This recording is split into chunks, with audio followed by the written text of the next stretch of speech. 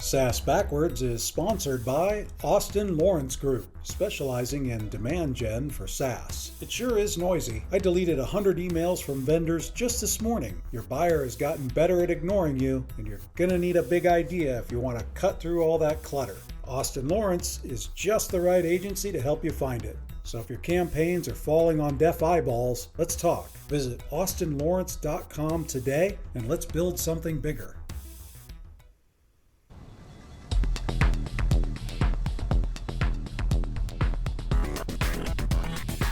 Welcome to the SaaS Backwards podcast, where we reverse engineer the success of fast-growing SaaS firms and explore strategies CMOs and CEOs are using to drive their businesses forward.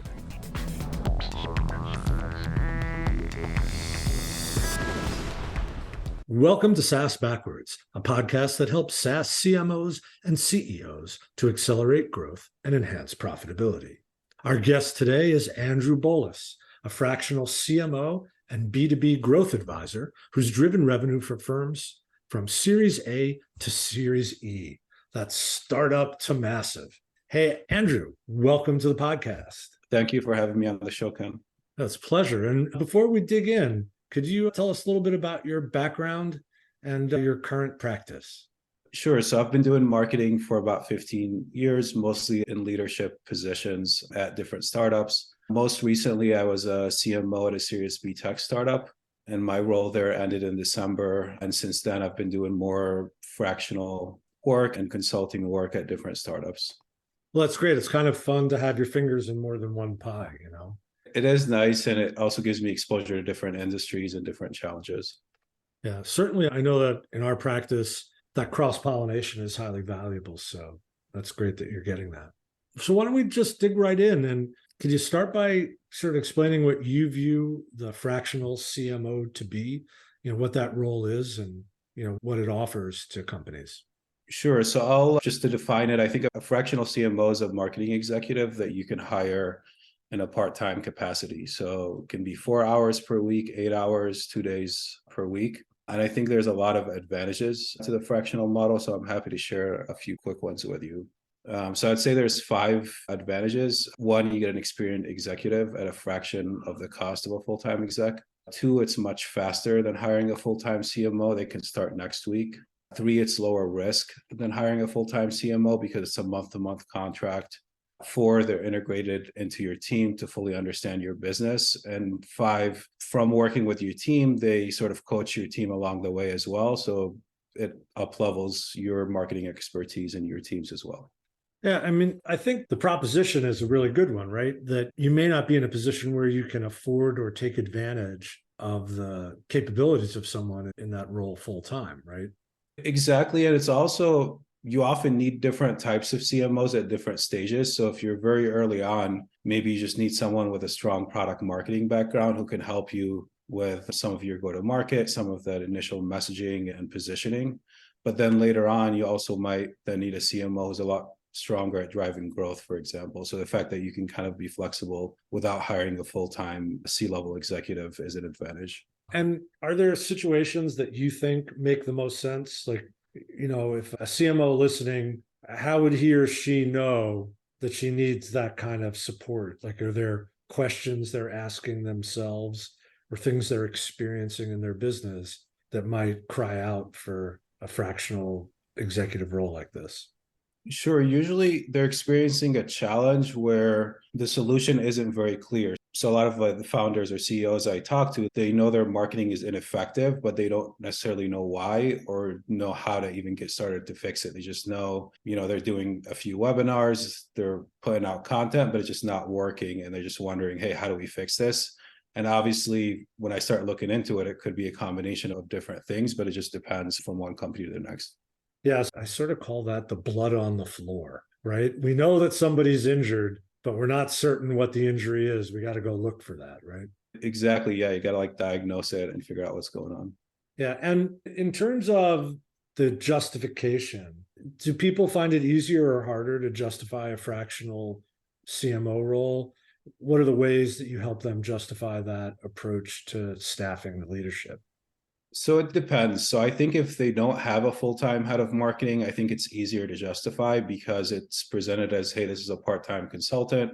They're coming in with a lot of experience, a lot of frameworks, templates, playbooks that they can help us implement quickly and sort of get up to speed quickly. So I think in that case, it is easier to justify. I think also the other advantage of it is a fractional is supposed to only be there for a certain period of time, kind of enable and help your team, but they're not really supposed to function as a full-time employee. So that's the idea is, hey, they're going to ideally leave us a lot better off than we were before we started working with them. The campfire principle, right? Yeah. We're going to leave you better off. I like it. So is this a cost-effective way to expand your marketing team and improve the performance of marketing? I think it is, especially in sort of early and mid-stage startups where when you think about it, hiring a full-time C-level executive with a lot of experience is very costly. There's usually a contract that has to be signed. There's severance.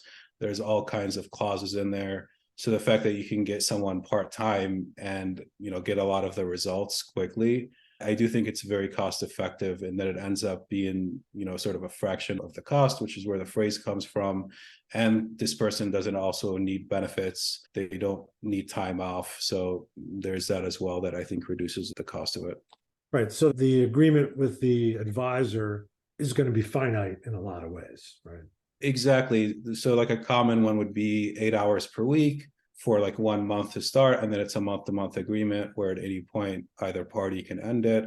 And then the advantage too is that advisor, if they're working like a 1 day per week, they're on your Slack, they have an email account, and they're pretty integrated into your team over time.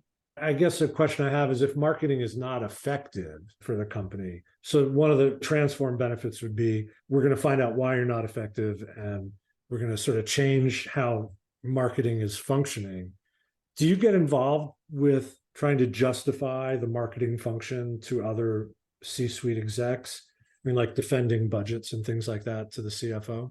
Yeah, I feel like if you're working in marketing, you're sort of constantly doing that in some way or the other, because I feel like a lot of the stereotypes are kind of set against you in the first place. So I don't even like to repeat some of the stereotypes because I feel like even just repeating them in a nonchalant way kind of strengthens the ideas, which I kind of hate doing. So yeah, I think that's part of it. But from my perspective too, the other advantage I have is I've managed BDRs and SDRs in the past. So even when I help from a marketing perspective, it's not just, hey, I'm going to generate more leads for you or a lot of engagement.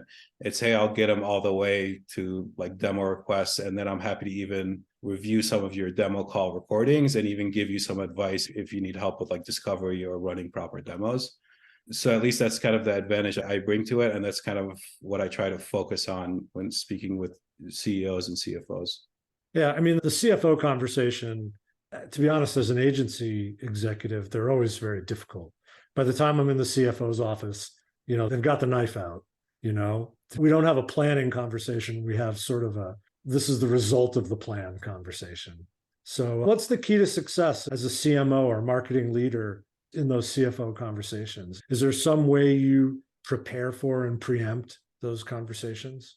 Sure. There's a few ways. So as a marketing leader, especially like when I was working full time, I actually prefer to own a pipeline number, as in, marketing is responsible for this many opportunities, this many book demos, however you want to sort of think of it or measure it, there's different ways. And I know that puts sort of a target on my back in some ways, but it also gives me a lot more leverage with the CFO because then it's marketing and sales are both responsible for revenue. And it's no longer just marketing coming to the CFO with a wish list and the CFO even questioning, hey, like, why do we need to do that? Or what's marketing even doing? Do we need marketing? Because I just never want to have those conversations to sort of start with. So that's kind of the approach I take. And I'm happy to sort of dive deeper into even how I try to even structure like the marketing team and things like that. You know what? I really think that's awesome. It sort of depowers the whole conversation, doesn't it? And actually transfers the power back to you saying, hey, I'll own a number, give me my budget and I'll own a number.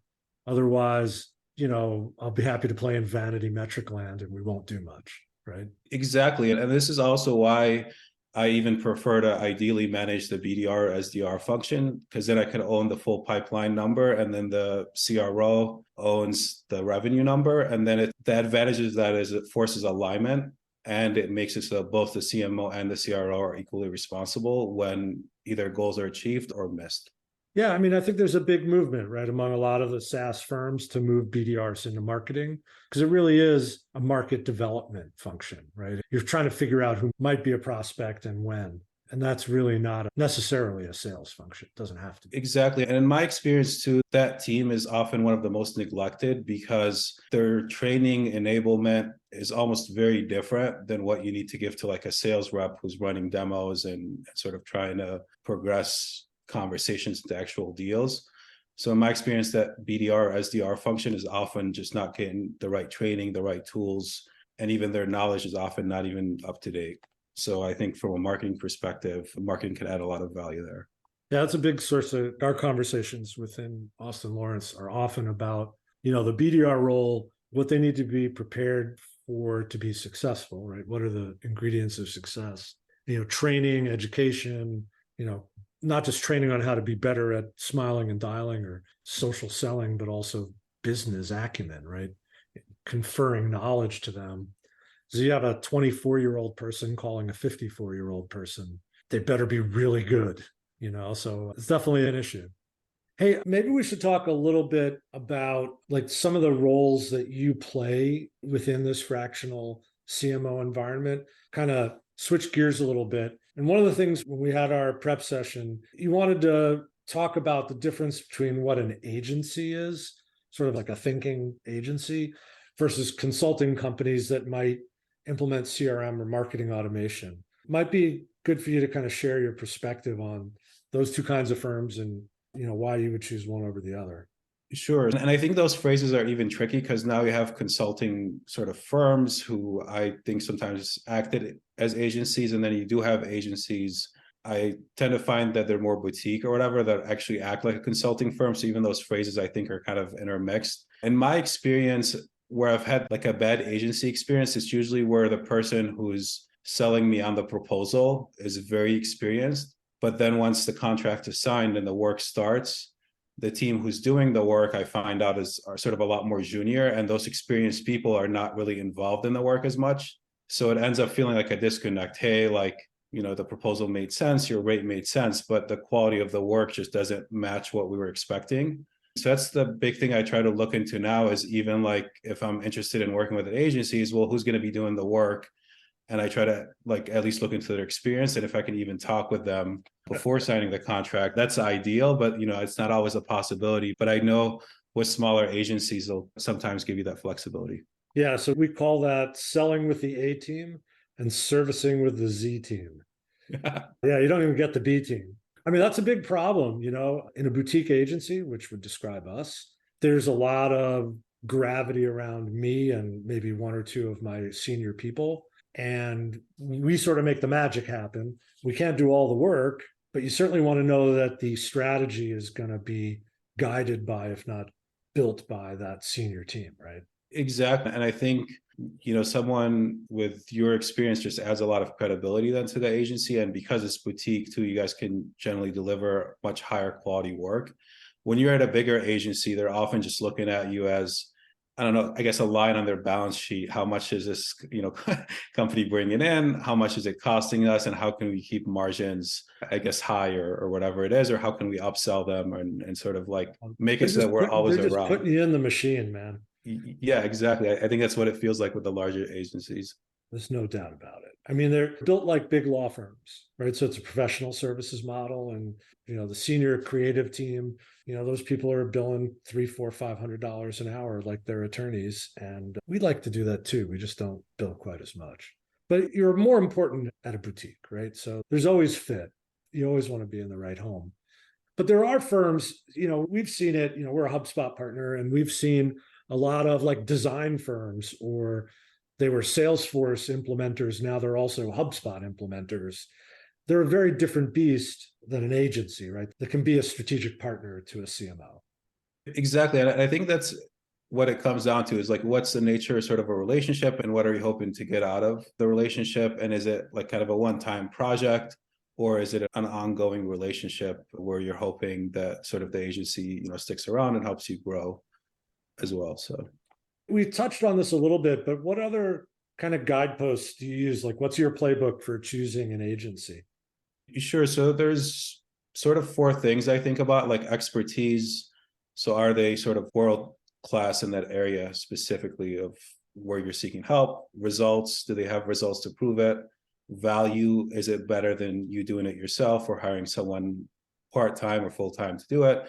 And then size. And as I mentioned, my preference is boutique agencies over large agencies. Yeah. So let's talk about the cost of doing business. So I don't think we're ever the cheapest way to do anything, right? And in fact, I gladly will say that to a prospect. There are always cheaper ways to do this work. You can hire in-house.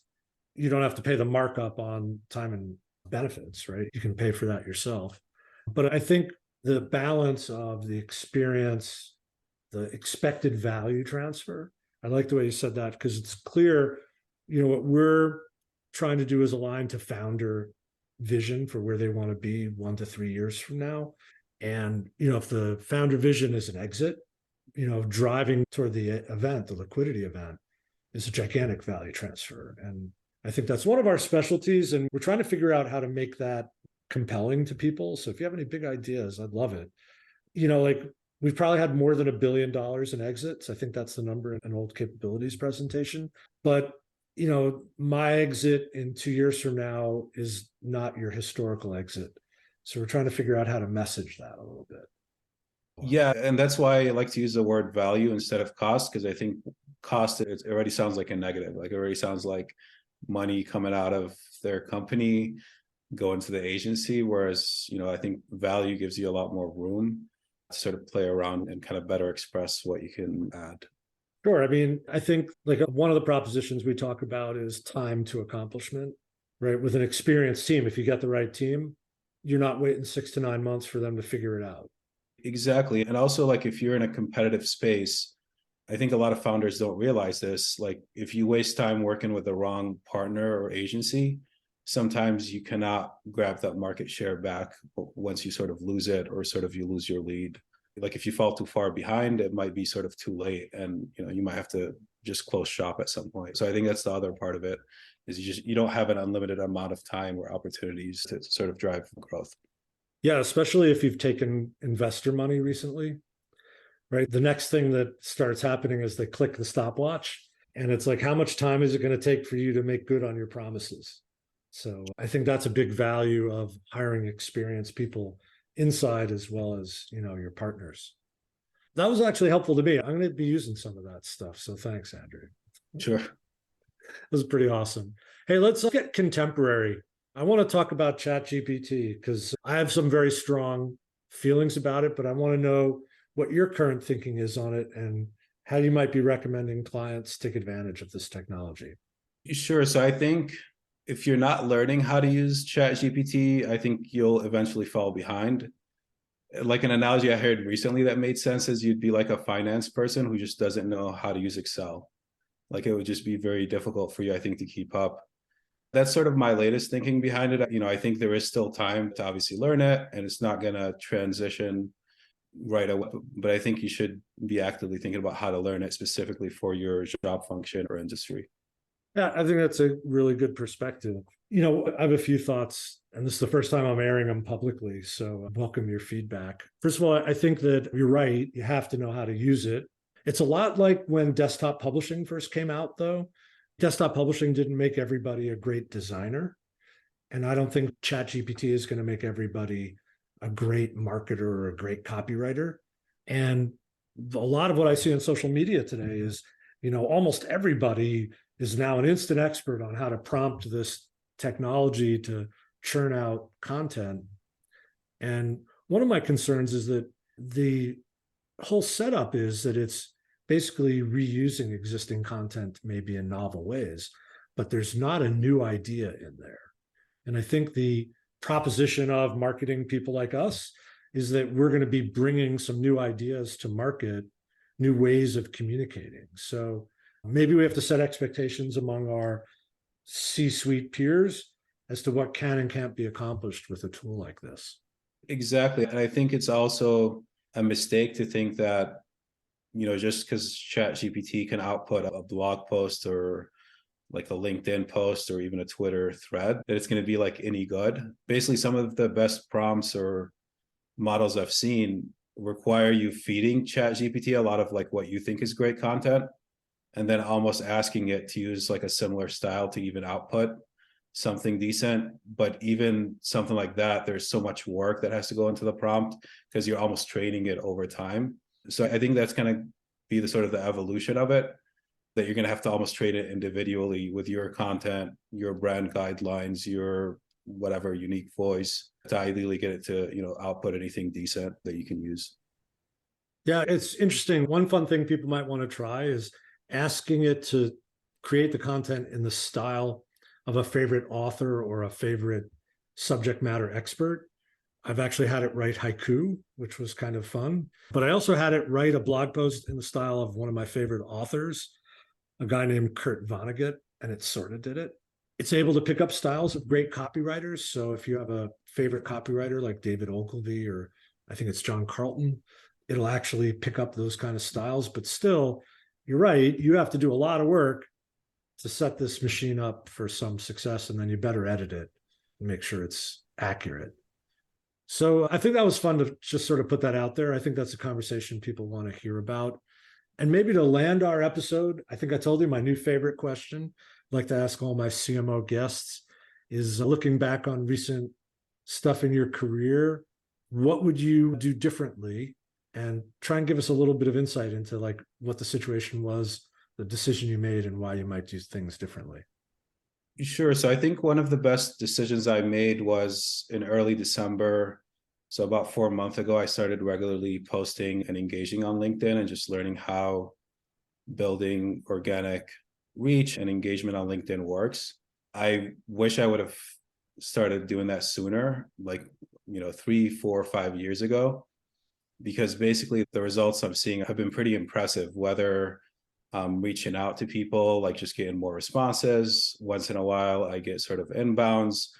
When I'm doing discovery type calls, prospects are actually excited to talk to me just because they've seen my posts and they bring them up. And then even with current clients, I feel like it helps retain clients because they're seeing your posts and you're staying top of mind. So it's one of those things that I think is, not that hard to learn, but, I wish I would have done it a while back. Yeah, I think that we all have our content creation regrets, and many of them are around, if we had done it, sometime earlier in our careers, might have propelled us earlier to the success we're seeking. Where are you posting your stuff? Are you doing a LinkedIn newsletter, or is it just right in your feed? It's right in my feed. And where I've seen the most success is also like engaging with other people who cover similar topics. So if I'm going to be writing about growth marketing, engaging with other growth marketers, like by commenting on their posts, helps my posts get more traction. So just from doing that over the last few months, now when I typically post, like an average post gets about 50 likes, like 30 comments or so, and a lot of that has just been sort of from engaging with other people's posts. So I think that's the key to it. I think it's not to think of LinkedIn as like a channel where you're going to post company announcements and upcoming events and that kind of stuff. It's more to think of it as kind of an engagement and sort of a back and forth channel. So maybe a little bit of community building as opposed to just barfing up your content. Exactly. Community building, and also how you can support others, because the more you support others, the more they'll engage with your content and sort of support you back. And that could be in a lot of ways. Like they might refer clients to you. They might, let you know about job opportunities. There's a lot of sort of advantage in ways people end up supporting you on there. Well, awesome. I think that's a great place to land our episode. Andrew, I want to say thank you so much. It was fun to meet you and speak with you on the podcast. If people want to reach you, what's the best way for them to do so? Just connect with me on LinkedIn. I post on there regularly, and I'm always looking to connect with new people on there. Excellent. So that's Andrew, and your last name is spelled Bolis, right? That's correct. Awesome. And if you want to reach me on LinkedIn, it's LinkedIn/in/Ken Lempit. If you haven't subscribed to the podcast yet, please do so wherever podcasts are distributed. And you can learn more about us on our website at austinlawrence.com. Hey, Andrew, thanks again for being on the podcast. Thank you for having me on the show, Ken. Thanks for listening to the SaaS Backwards Podcast, brought to you by Austin Lawrence Group. We're a growth marketing agency that helps SaaS firms reduce churn, accelerate sales, and generate demand. Learn more about us at www.austinlawrence.com. You can email Ken Lempet at kl@austinlawrence.com about any SaaS marketing or customer retention subject. We hope you'll subscribe, and thanks again for listening.